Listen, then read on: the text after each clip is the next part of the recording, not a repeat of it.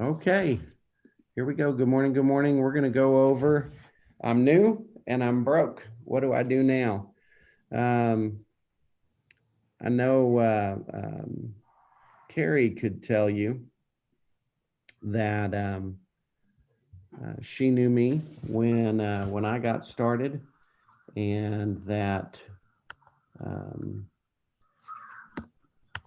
that's exactly where I was when I started the business. So don't feel like you're alone.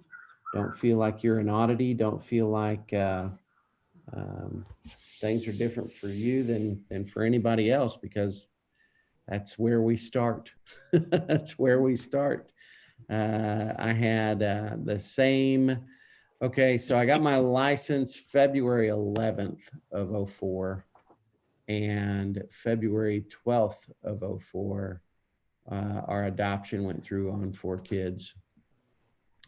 I had a stay-at-home wife. I had um, 5 children at home. Isaac had been born by then, and no other income.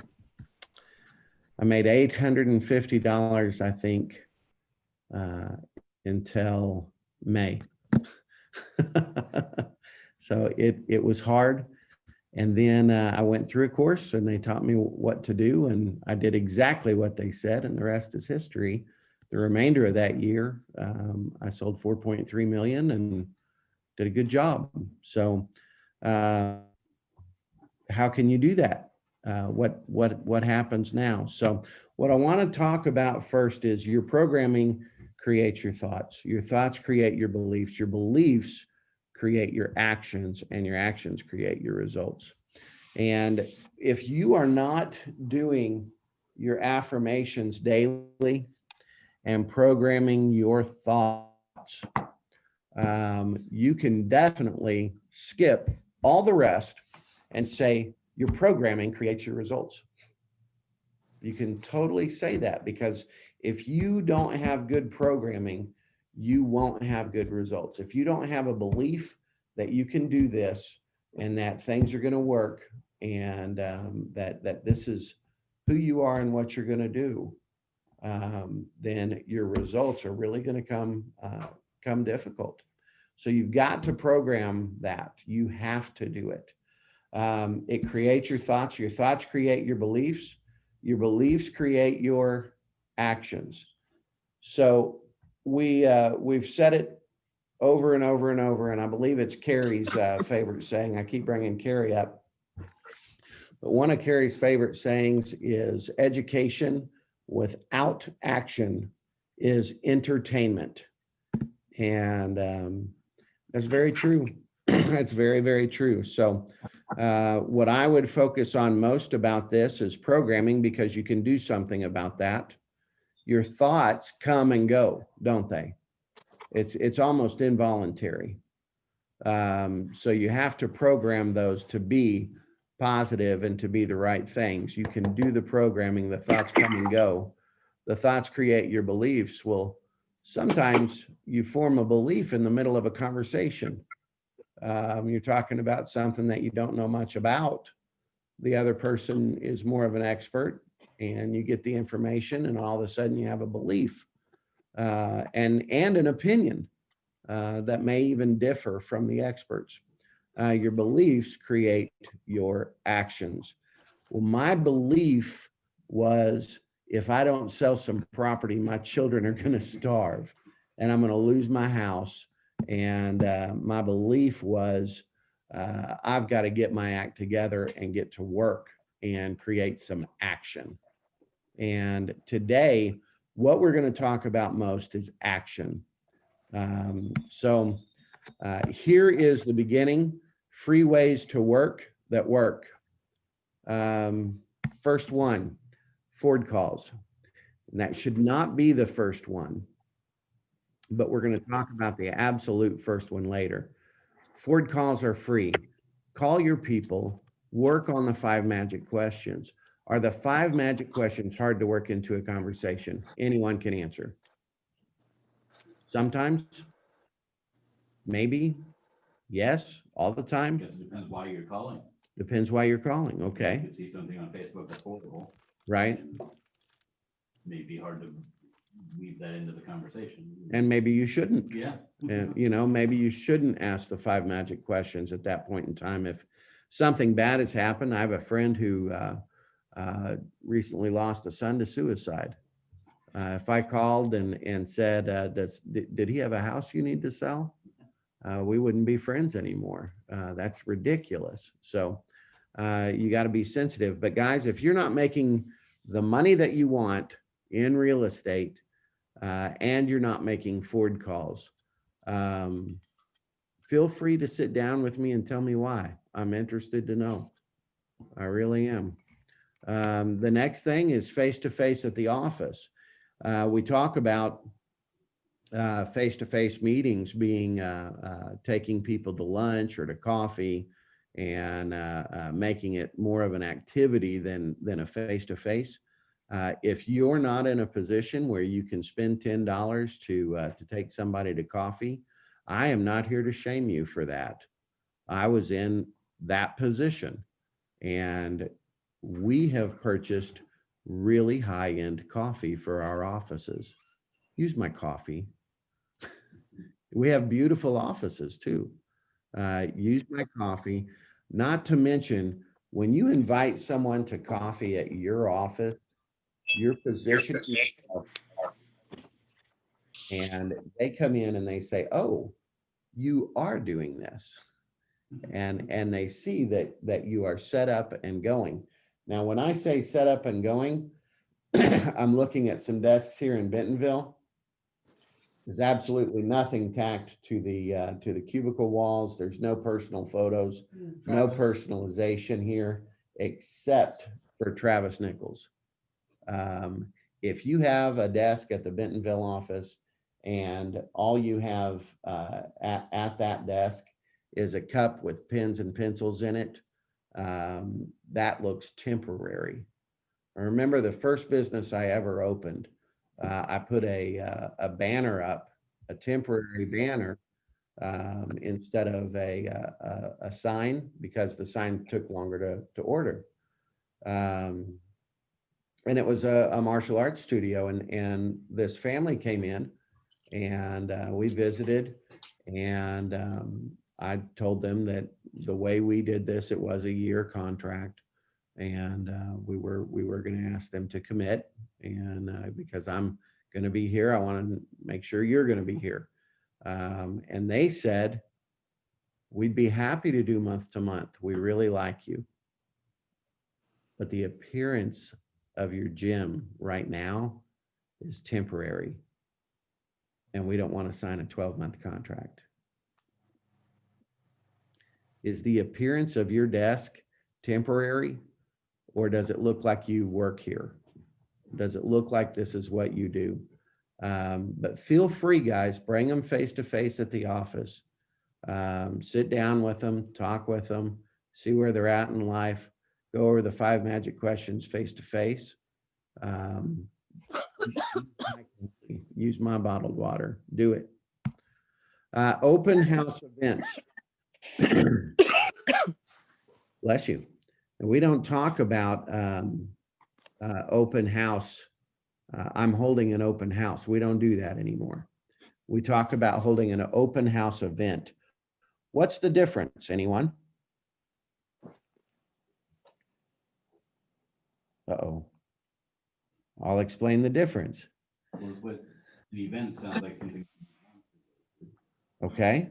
Yeah, the open house sounds a little bit more, like it sounds just a little bit, I don't know, regular, but then the open house, adding the event on the end makes it sound a little bit more official and like a bigger deal. Allison, have you ever hosted an event, not an open house event, just a regular event? I think so. Yeah. Okay. You're in a sorority. You were in a sorority. Surely you had events. Yeah. Nothing's coming to mind, but I know it probably has happened. Yes. Okay. Mother's. Oh, yes. Mom's weekend. Mom's weekend. Yeah. Was there planning involved? Extensive planning. Extensive planning. An open house event takes extensive planning.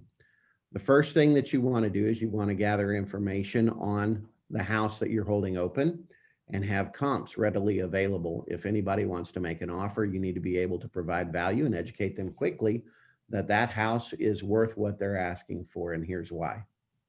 Second thing that you want to do is you want to provide other properties that have similarities and are pretty close in that same area. So same size, same price range, same age range.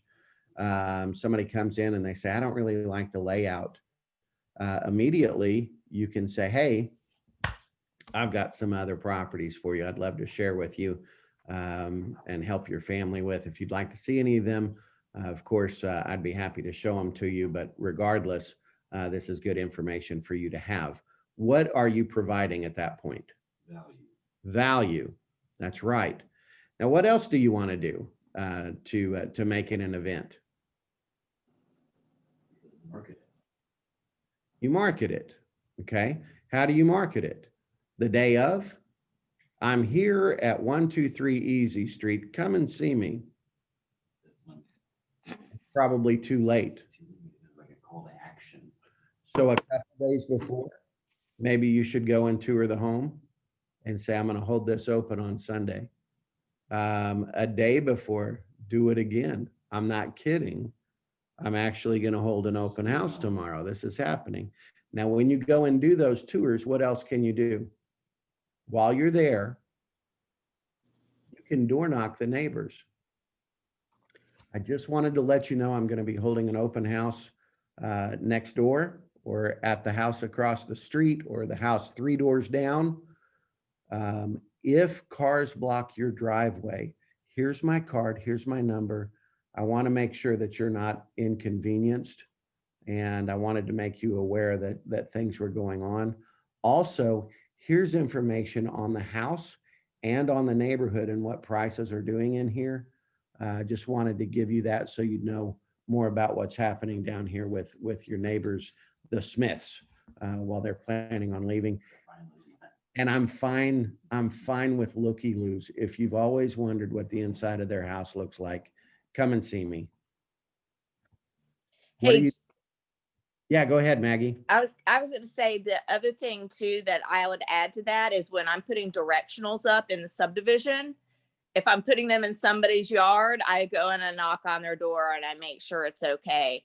And I'm, except for one guy in Bella Vista that Jeff had a run in with once, you know, they're happy to let you do it. Now I give them my card then too. So that kind of extends you out kind of away from the house too. Sorry, I didn't mean to interrupt. You did not interrupt. That's a great point. Brought value to the conversation. Brought value to the conversation. That's right. If you ask them to put the sign in the yard, I will make a point in saying if you handed them comps on the neighborhood and told them what's going on here and told them, please call me if anyone blocks your yard. And oh, by the way, if possible, would you mind if I put a directional sign here? That can pave the way a little bit better on that as well. So do ask before you put a directional in somebody's yard. That's really rude to put something in someone's yard and not ask. That's extremely, that's like saying thanks in advance when you know that the person doesn't want to do what you're asking them to do. It's presumptuous and obligatory. And I don't like that phrase personally. Makes me want to say no and no in advance to the next thing. So open house, make those events. If you're going to do them right. I love that Travis Nichols has his podium with an iPad for signing in. It looks high dollar and it's not. You walk in and you punch in and you're good to go. I'm telling you guys, if I were holding open house events, I would have the big flag signs, the big 8-foot things. The feather things. The feather things. Yeah, that you see at car lots. I would have those. And I'm not kidding when I say this, I would have a red carpet. I would. I'd have a red carpet going down the stairs in the front for the entryway. When people came in, they would immediately be given. I wouldn't tell them that we're drawing for a prize. They would be given something, some small gift. Make it an event. Allison.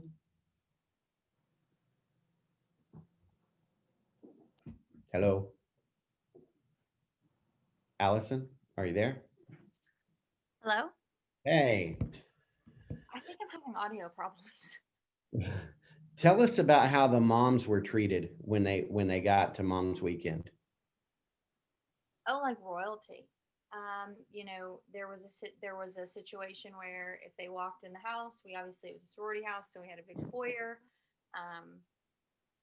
So, I mean, obviously not every property that you have an open house that is going to have something like that, but there was always something right as they walked in, be it a brochure or a bottle of water or I'm trying to think, just something that kind of, and honestly, yeah, like some type of carpet. My sorority was blue, so we had this big blue carpet that they got to walk on. There were kind of directionals around the house. Ushering them in a certain order.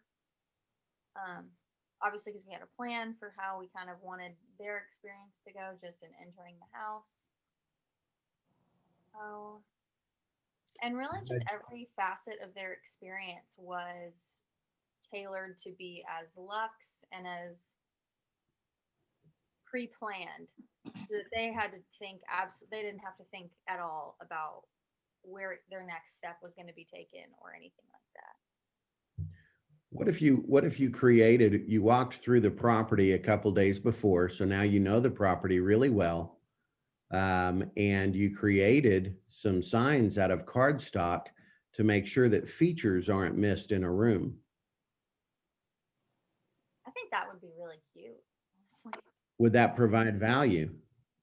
Yeah, and it would provide an experience for the client rather than I'm taking initiative and this is all on me. Kind of being provided an experience, being provided a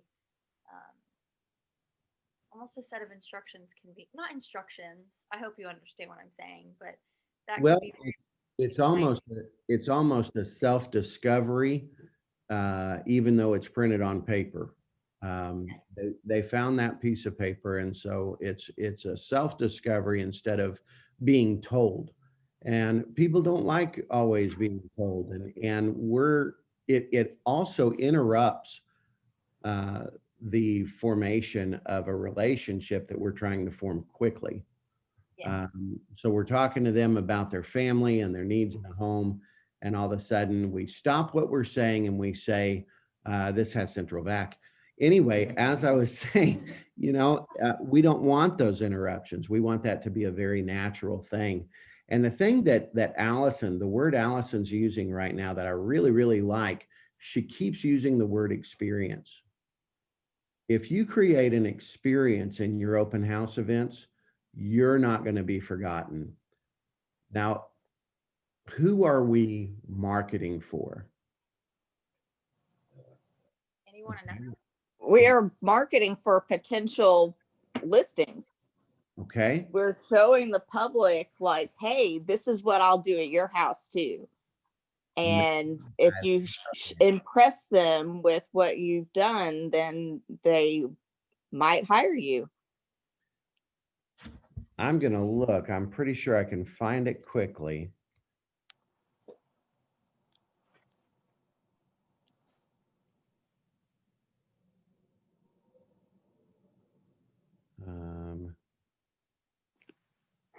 And while you're looking, I'll add about the signs.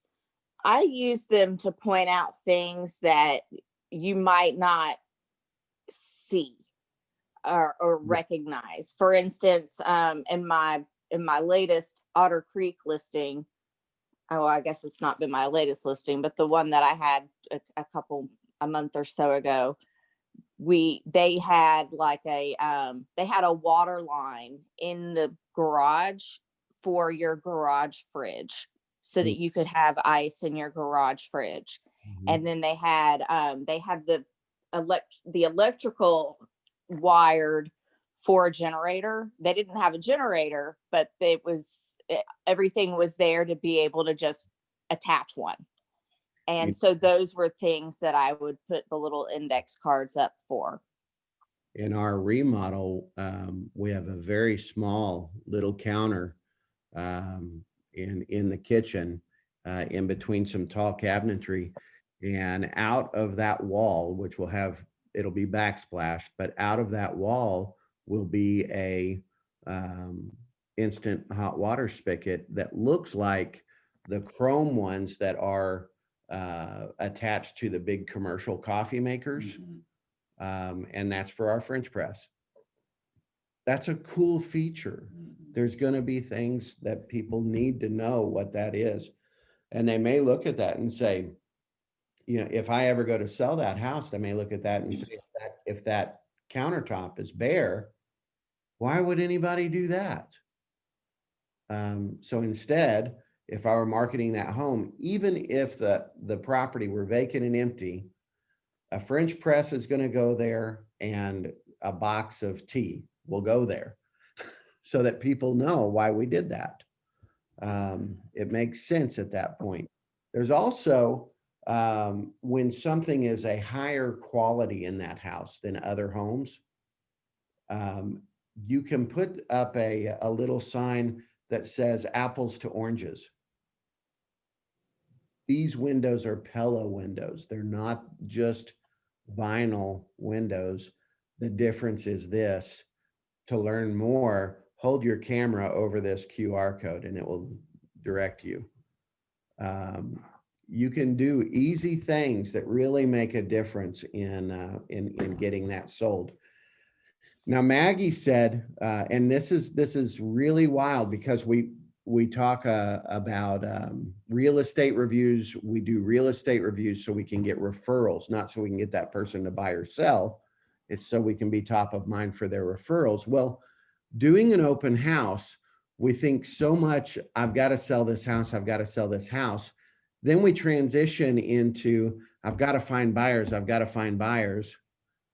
And then the top dogs, which Maggie's a top dog, by the way, the top dogs understand that 65% of people touring open house events need to sell a home.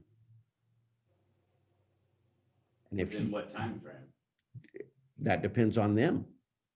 But 65% have to sell before they can purchase. Oh, okay. I thought you meant like, 65% have to sell before they purchase. And I just bet you $100 the majority of them don't have it on the market and that they're getting a feel for the market before they pull the trigger. How easy would it be to say, I'd love to just sit down and have a discussion with you about the process to help you understand when the timing will be right for you and your family. I won't push. I won't ask for the deal. I just want to educate you on the process so you'll be ready when you're ready. How's that sound? All of this so far, free. What's it take? Action. It takes action. Real estate reviews. If you don't know how to do a real estate review, watch the video. If the page that is on the drive doesn't work for you, create your own. It doesn't matter. If you're not good enough with Word and Excel to do that, figure it out. YouTube and learn how. It's not hard. Real estate reviews are free and they are your best source for referrals. Absolute number one. Now, in order to do real estate reviews and Ford calls, what do you have to have? the database. A database. If you don't have a database, what do? Get a database. Get a database. Do some action. Get to work. Activity breeds trust.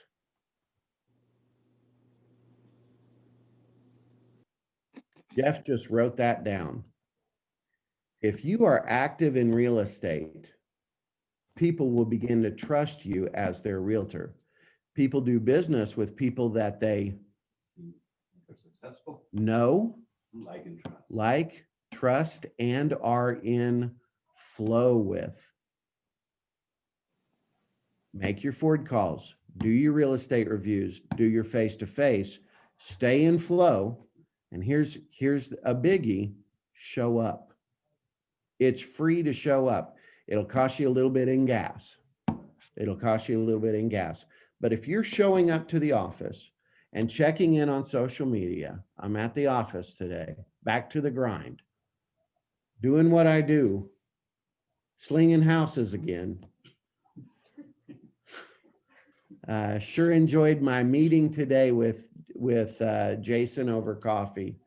You do a face-to-face, check in. Check in. You do a face-to-face at the office, drinking the office coffee together. Check in. I had a great time visiting with so-and-so today. Thanks for caring about my real estate career. I sure enjoyed hearing about your family. Activity breeds trust. If you're not active, you're not getting anywhere. You're not getting anywhere. Social media live videos. Allison, are you there?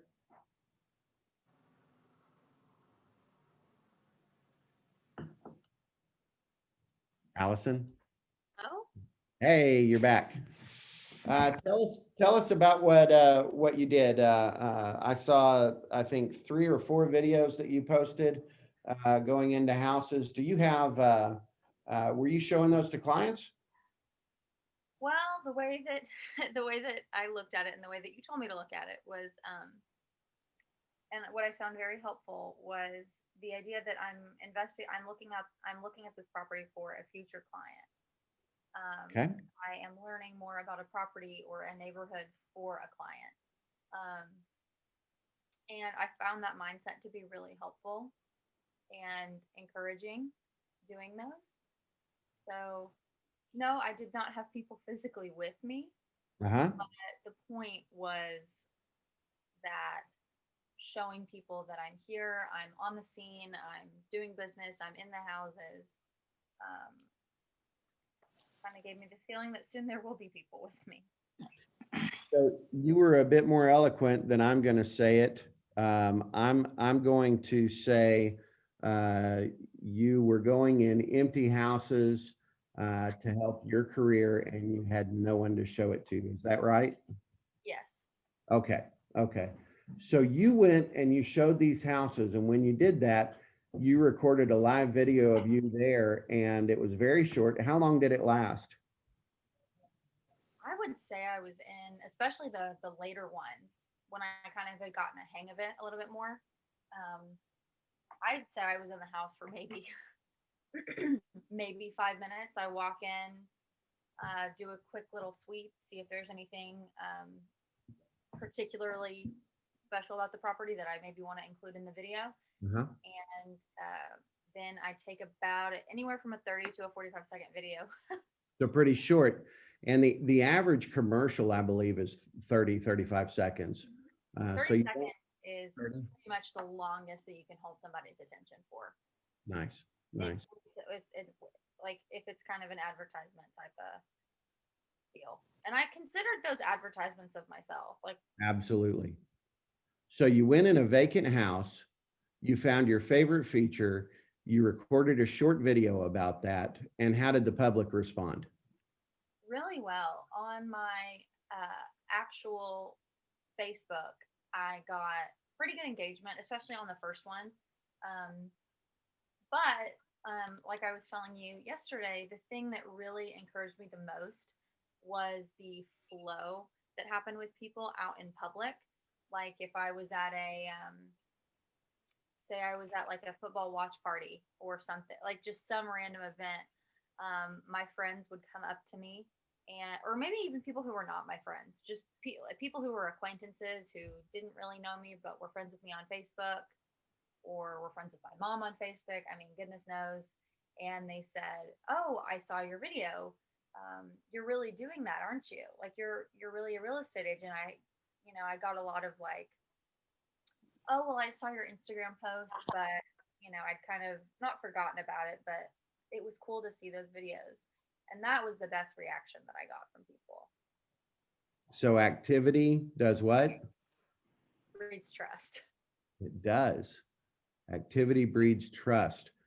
Go to a vacant house, go to a new subdivision. Yeah. Walk through the subdivision, say, hey, I'm out here at yada, yada, yada Meadows and checking out these houses today. Look at this. This is in a fantastic location. These 3-bedroom, 2-bath homes are going to go quick. Okay, that's fine. I'm I can keep that covered. excited about Like I said, we're kind of just going over the main points and trying to get everybody back on track. I did get in touch with Brooke and with Bree, and so we've got some incident reports from our things to just kind of review and touch on, and whatever Brooke's going to bring to the table too. There we go. I have the power.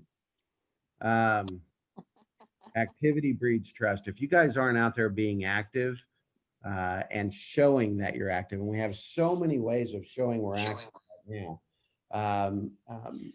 Secret agent. Right. Yeah. Don't be a secret agent. Allison, one of the best things about what you did is video is actually viewed 400% more than text. And we feel like putting up these flyer type pictures all the time and putting up text. Hey, if you're thinking about buying a house, use me. And people scroll right past it. But if you do video, they're going to watch that. And I dare say live is getting even better results. Then stories are getting even better results than that. So don't be afraid to record on your stories and post those, because people are scrolling through and hitting those up. Get recognized. However, that creates trust. People do business with people they know, like, trust, and what? Are in flow with. And we tend to forget that last one. If someone clicks like, forward call them. Hey, thank you so much for liking my video. I'm out here working hard, starting a business, and it's great to have your support. What have we just said? You support me. Thank you in advance. Yeah. 3 to 2. Yeah. Allison, you did a great job on those videos. Keep it up. I'm proud of you for it. Spend time in the office and check in from the office on social media. Do it. If you're not doing that, you're not being seen as a pro, because professionals do what? Go to work. They show up and go to work. That's right. Practice your buyer and seller presentations with another professional. What does activity breed? Trust, right? Now, here's a weird thing. This happens all the time, and I see it, and I've seen it for 17 years. You go to work, you work on it every day, you go in flow with people, you do what you're supposed to do, and somebody that you haven't talked to at all, that you don't even recognize and are surprised they remembered you, calls you and says, we're ready to sell, we're ready to buy. What happened? How did that even happen? It's natural. That's how it happens. It's natural. It's just the way the world responds to activity. You may not get a deal with anybody that you're talking to, but the world will respond to your activity because you're putting that effort out. So practice your presentations with another professional. 2 reasons: it's activity and it makes you a pro. The other reason is we don't want to practice on who? Our clients. Practice with another pro. Okay, I'm honestly sick about hearing about Ninja, and I want to try something else. Said no one in our office, but I'll give you something different anyway. Okay, FSBOs. We have a FSBO method in the drive. If you type in FSBO, a file will show up on the drive search, And you can click on that and it will explain the FSBO method. Here is the FSBO method in a short, quick JSON form. One, you call the FSBO and you say, hey, Jason Smith here with Smith and Associates. I'm not calling to list your house. Yeah, they are so sick of getting those calls. However, I am a very active agent and I'm working hard and I really want to make sure that I know what's available in my market. You seem to have a great property. I would love to tour your property so I make sure I know enough about it to be able to represent it to a buyer if you're willing to pay a buyer agent fee. Most are. Go check out the house. While you're there, take some nice pictures. Get those nice pictures and put them on a flyer. Call them the next week and thank them. Thanks for letting me come to your house. I just wanted to let you know I sent some, I made a branded flyer to be able to send out to potential buyers. But I took my branding off and put yours on, and I'm just going to send that to you in a PDF and an email, and maybe that'll help you. What are you providing? Value. Right, you're providing value. Next week, give them a call. Hey, it's Jason Smith with Smith and Associates again. I wanted to let you know that I also created a comp report. It's a nice, clean report that shows comparable properties that have sold in your area. And it really justifies the price that you're asking. Of course, I had that branded as well, but I took mine off and I put yours on. I'm going to send that to you too. Maybe that'll help you justify your price with a potential buyer. Would that be the same info as a real estate? Absolutely. Same as a real estate review. Here's your comps. Yeah. Yeah. Matter of fact, I've got this great little calculator that'll help you with any offer and tell you how much, a good estimate of how much you'll put in your pocket. Or here's Waco's calculator. They've got a great calculator. I'll send you that link as well. Continue to assist them. If they need you, you'll get the deal. They don't, maybe referral. And if they don't, you're a great guy and you might get that referral. That's right. That's right. Do you know why most people FSBO? Actually, why all people FSBO? They chose to. Because they wanted to. Yeah. And if you go in there and you start telling them why they should use a realtor, is that combatant? Absolutely. Absolutely. Why not just provide value? Let them decide they want to use a realtor. Why not? Help them. Next, expired listings. We have a fair enough method. Here's the fair enough method. I used to go through a big long spiel with expired listings. And that big long spiel would talk about success ratios and why my marketing works and why other people's marketing doesn't. And I'm going to do this report on what your last agent did and give you this report on why it didn't successfully sell. Then I'm going to show you how I sell houses. And we'll go through all of that to a big long spiel. And we even had a guaranteed program. We'll sell your house or we'll buy it back when I did the other method. And I was teaching a course, I think I was in Florida, and I was teaching a course on prospecting, and it was an all-day seminar thing. And the head guy wasn't teaching that day, but he sat in my class, and it was pretty intimidating because he's an international coach. And he walked up to me after I gave my expired listings bit and put his hand on my shoulder. He said, "You want to hear how my expired listing ratios went up?" And I said, "Absolutely, you're the man." And he said, "Here's my script. I see your house didn't successfully sell. Are you still interested in selling?" And they'd say, "Yes." And he said, "You want to see how I sell houses?" and his ratios went up, and his time on the phone went down. I was doing this big, long begging speech, and I really just needed to say, you want to see how I sell houses? Fantastic. Fantastic. Yes, I do want to see. Okay. Let's set up the time. We set up the time, and then I say, if you like what I have to say, hopefully we'll do business. If not, just say no and we'll be finished. Fair enough? I got in so easily using that, so easily. Now, guys, when we use the FSBO method and when we use the expired method, what are we wanting to do? What's the end goal? Because we're not transactionally minded. Remember that. We're not transactionally minded. What's the end goal? To get one deal? No, to start a The relationship, referrals. referrals. Start a relationship that leads to referrals. So we're growing our what?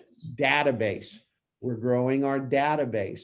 And if you are new in town and you're worried, man, I've only got 10 people on my database and I can ninja them with the best, and I'm going to go out and I'm going to join this social club and I'm going to join this church and I'm going to grow my database. I'm not stagnant, but where I'm at right now with 10 families in Northwest Arkansas, I don't know how Ninja can work for me. Well, work on this and grow that database. However, if you don't do this for the purpose of growing your database, you're going to become very transactionally minded, and you'll be in that boat with that lady that says it's a lot easier to make $1 million a year on purpose selling real estate than 200,000 on accident selling real estate. Now you see how that works. You want to go out banging doors every day for FSBOs and expireds, that's up to you. But if you add them to your database and grow that and work your database, you're making forward calls to people that already know, like, trust, and are in flow with you. And it's going to be so much easier than creating relationships with strangers, begging them to FSBO, change their FSBO to a listing, or to listen to you about listing their expired versus listing with the other 20 agents that are calling them nonstop. Does that make sense? Build the database. Okay, other ideas that are free and outside of Ninja: obituaries, yard sales, divorce records, marriage records, birth records, pre-foreclosures on Zillow. You can get a hold of all of these people and say, I'm a realtor. I'd love to talk to you about selling your home. I'd love to talk to you if I see y'all are getting a divorce. You guys are going to need 2 houses and probably going to need to sell this one. I am, and you can frame those in better ways. On the divorce, you can certainly say, I'm in tune with working with attorneys to make this as smooth as possible for you. You can send them a mailer, you can call them, you can door knock them, whatever. But I'm in tune with working with attorneys through this. I'm educated in working with 2 separate parties on selling 1 home, which is going to be the case here. And I know how to do that with as little drama in your life as possible. I'd love to visit with you more about forming a plan. You can do those kinds of things. You can work with that. Marriage records. Congratulations on your growing family. I love working with newlyweds and the happy energy it brings. You can do these kind of things. What does that feel like, though? Ambulance chasing, buzzards overhead. Yeah, It's not personal. it's not. It's transactional, isn't it, Maggie? Yeah. It's just 2 car salesman-y. Now, Yeah, could it you would- use this and grow your database and grow your business from it? Absolutely, You know, absolutely. the only instance I would think that any of that was okay, what would be if the marriage thing. It needs to be for something that's happy. Well, You know, it doesn't. Maybe it does for you, and that's fine.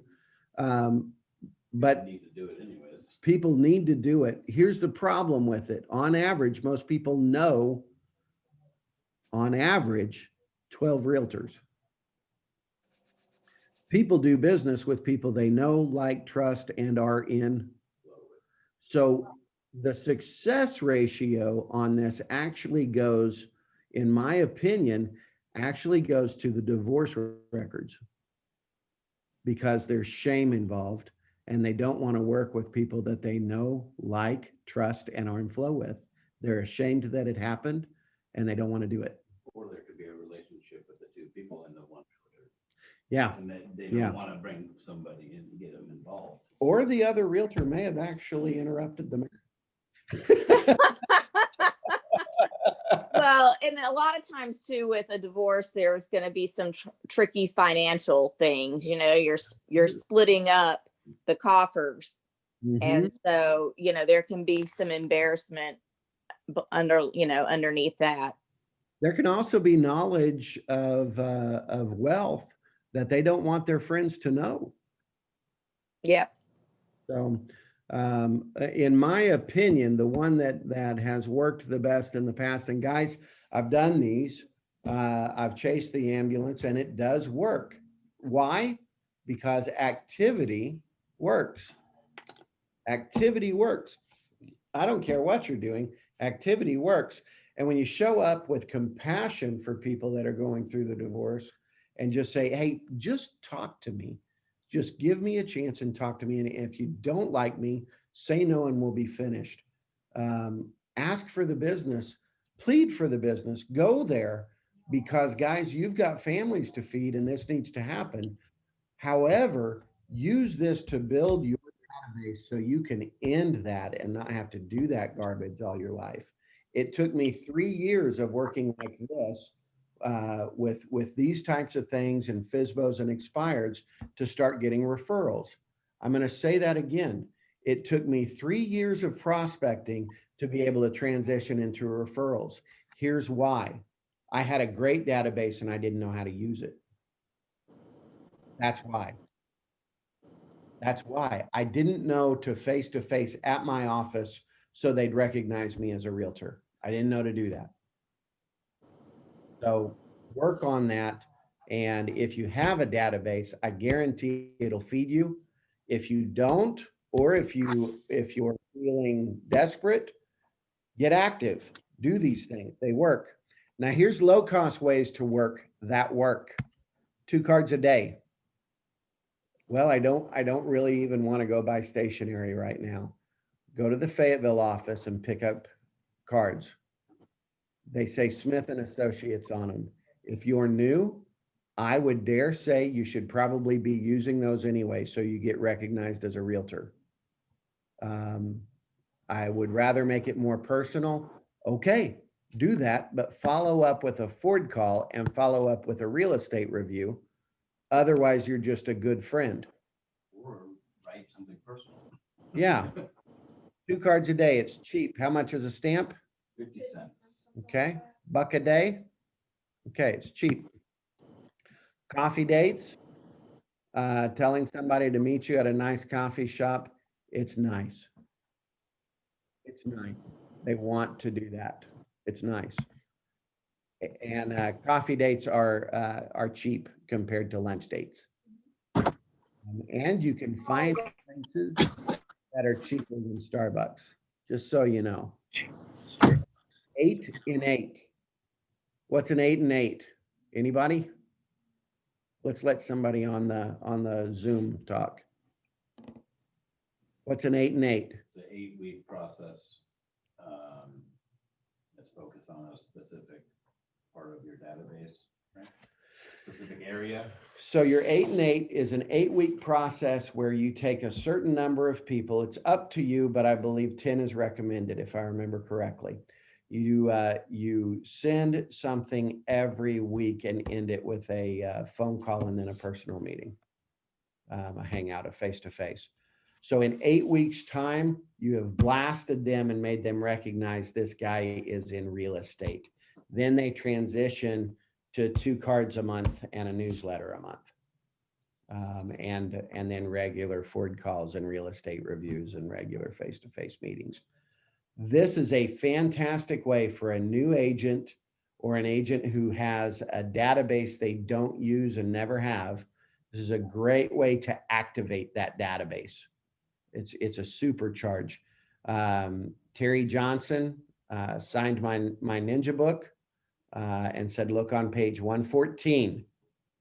On page 114, she wrote, this is the key. 8 and 8. Is it going to cost? You bet. How much? 50 cents a mailing? Not that much. Okay. Here's a new one, and this is the new announcement. I'm tired of seeing people struggle, and I do believe internet leads work. Here's the proposal.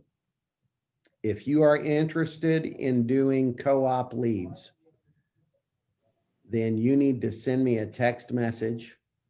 The number of people that send me a text message, we will decide on what website we want to use. However, I am currently really leaning towards realtor.com, and I am definitely against Zillow. I won't do it. What is a co-op internet lead? Co-op internet leads are when we come together as a pool of realtors. The number of realtors will help us decide on the level of subscription we want to purchase together. And then you'll be in a round robin on leads as they come in. Yeah, we'll dish them out in order. We'll dish them out in order. So as they come in, if you've invested, then you'll get those leads in order. And here's how it will work. I will guarantee the payment and sign the contract. You will pay me monthly. And right now, my thought is that we would have everyone go in $100 that wants to be a part of that. To me, this is a second meeting that I'll have later with the people that want to be involved in it. But you get the gist. And this is something that I learned about just the other day. And I was just like, I can't believe I never thought of that. It's silly that I never thought of that. And I'd love to work with that. Matter of fact, I just got my first text. I'm interested in co-op internet leads. So this is going to happen. And I'd like for you to be a part of it.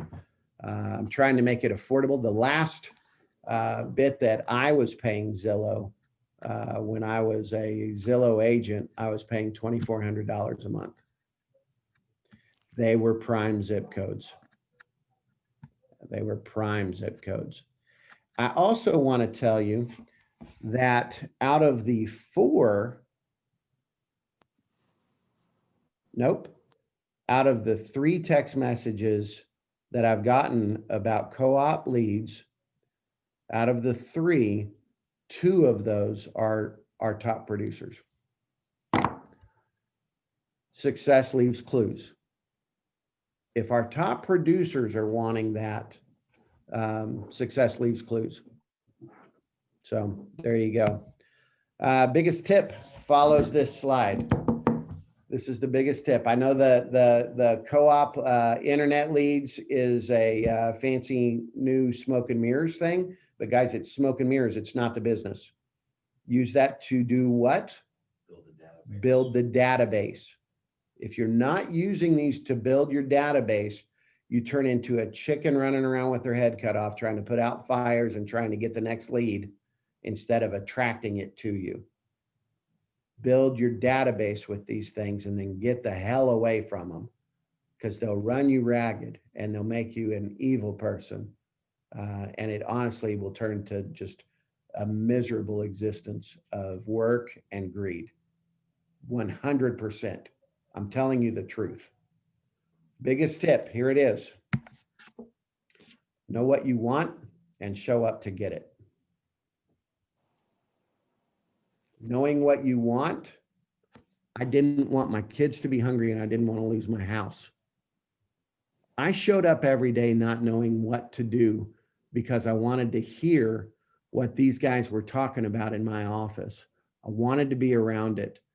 And because I showed up, the world paid back. It just does it. It can be a fear thing like mine was. I didn't want my kids to starve and I didn't want to lose my house. Fear motivates. You know what motivates better? Joy. It does. It does. Happiness is not the result of a sale. A sale is the result of happiness. So if I would have said, I enjoy seeing my children thrive and have everything that I feel they should have, it's a much better goal. It's a much better energy. Show up for it. Show up for it. Your programming creates your thoughts create your beliefs create your actions, your actions create your results. You might want to pin that on your cubicle wall. Might want to. Okay. So that's the meeting today. I hope you guys enjoyed it. I hope you learned something. I hope that you're motivated. If you feel like they had you, then start your second half. Start your second half. Stephanie, favorite thing we went over today? The video. I really liked that. I also liked your beliefs create your actions. I really like that. It is a mindset. And then I liked all the tips that you gave on everyone. And if anyone ever wants to like go over that buyer presentation or anything with me, like I have extra time, I'd be glad to listen to someone like give their little spiel. So Especially the Bentonville agents, if they want to. Stephanie is happy to sit while you role play and be your guinea pig. That's a great offer. That's a great offer. And you don't need to show up and say, I want to role play. You need to call her and schedule a time because her time is valuable. And there may be times that things are happening that she needs to get done. Oh yeah. So don't be presumptuous about that. Kyle. So you already mentioned it, the video, super energetic there. But then also, yeah, talking about kind of doing the role play thing. When I worked in hotels, we did that a lot for new people. And I know that's going to help me. So I'll definitely probably be reaching out to Felicia for that, just heads up. But then, yeah, just hitting home about using, all the tips are great, but then maintaining the mindset that it's not about just a transaction. You want to use it the right way. If you just use it, like you were saying, just use it as a transaction, it's just going to be one and done. You're not going to be able to build your database off of that. The number one agent in my office when I was starting out in 2004, I believe she sold 12 million. And she was selling them at 1%. I sold 4.3 and I was selling them at 3%. What's 12 divided by 3? 4. We made the same amount of money. Yeah, we made the same amount of money. Who worked harder? Her. And I could hear her in the hallway all the time yelling, turn and burn, baby, turn and burn. Didn't know why, but I hated it when she did it. Now I know why. Maggie, favorite thing? Am I muted? No, Okay. hardly Goodness. ever.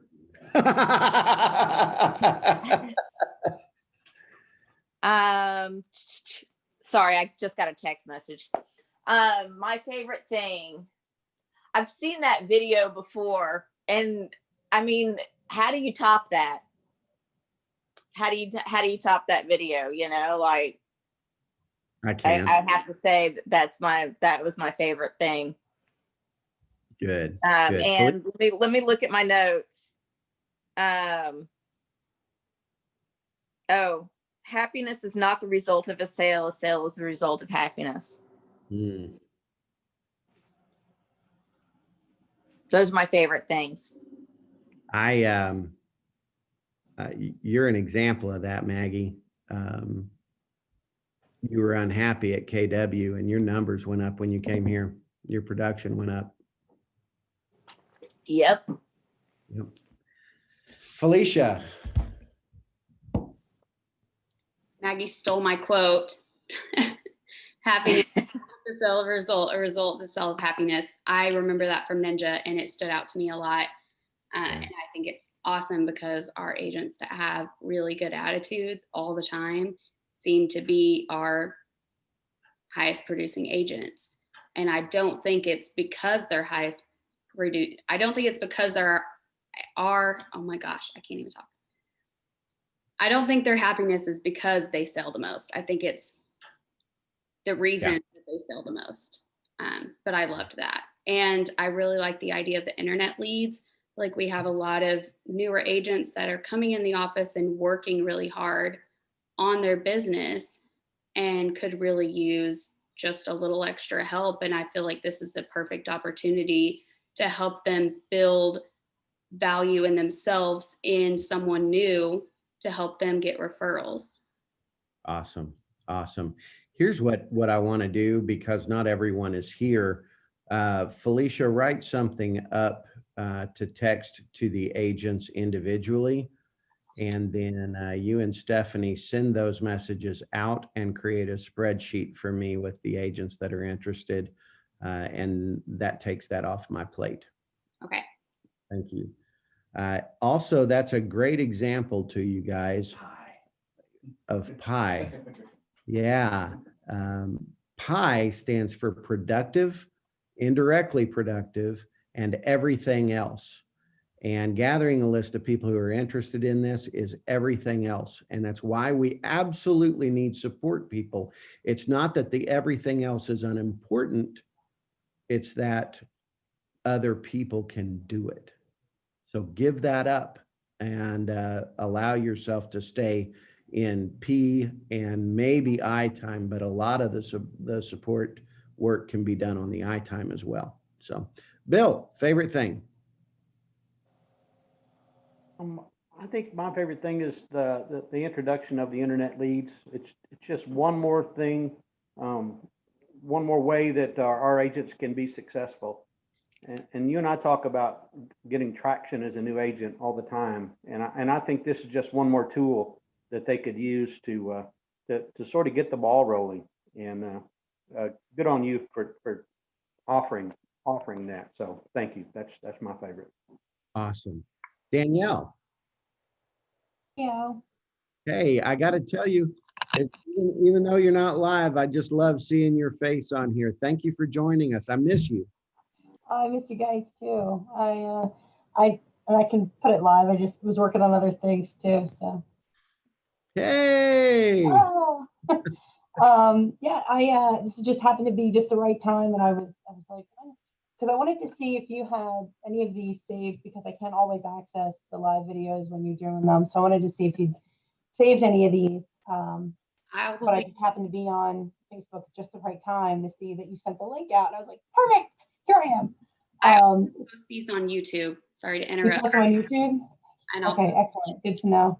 I mean, it's just, I think first of all, I just want to always say thank you to you, Jason, because everything that you put out here is always value, and you're helping us grow and you're helping us learn. And I mean, it's a great business for you as well, but you have such an investment in everybody who's involved and helping us reach our potential. And I can continue to see that at every meeting that you have. You're always working for us and rooting for us no matter what's going on. So I just wanted to say thanks for that.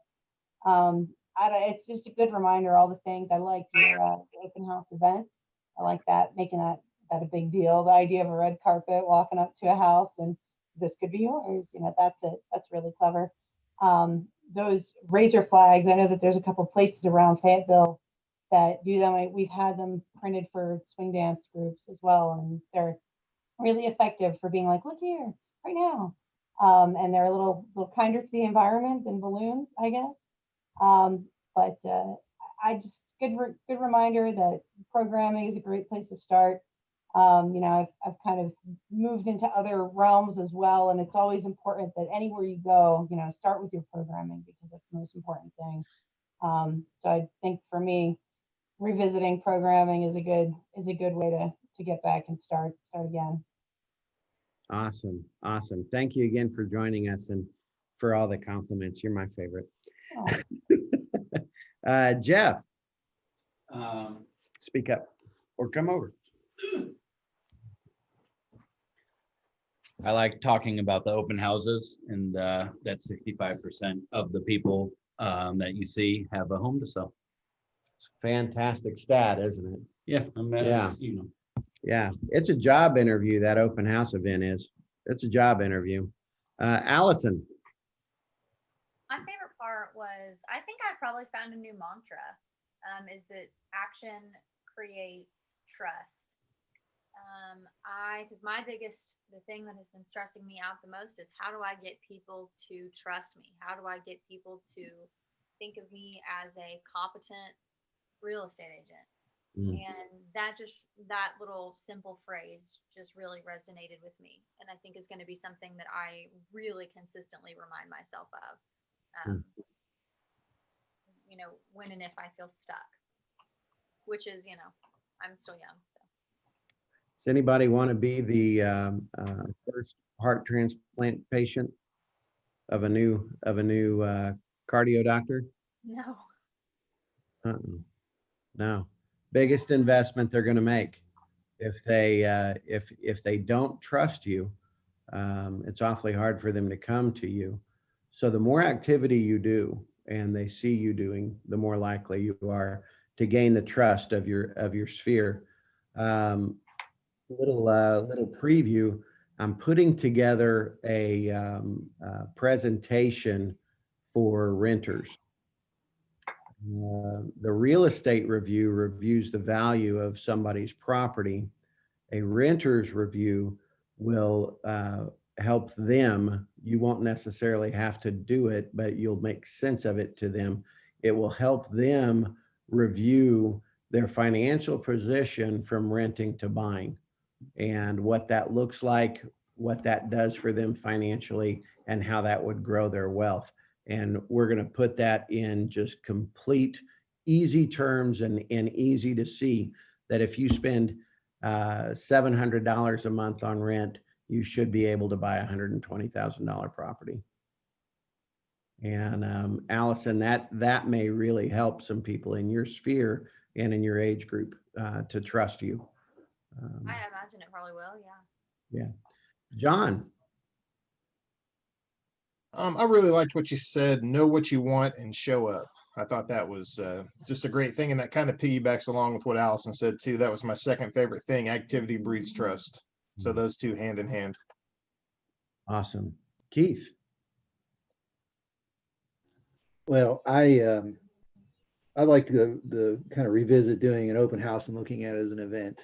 And I think that puts a whole different perspective on doing the open house and covering some of the things. And in general, you know, the tools that you continue to offer with the internet leads, because that's kind of how I got started. Like I got my license, like, oh my God, how am I going to do this?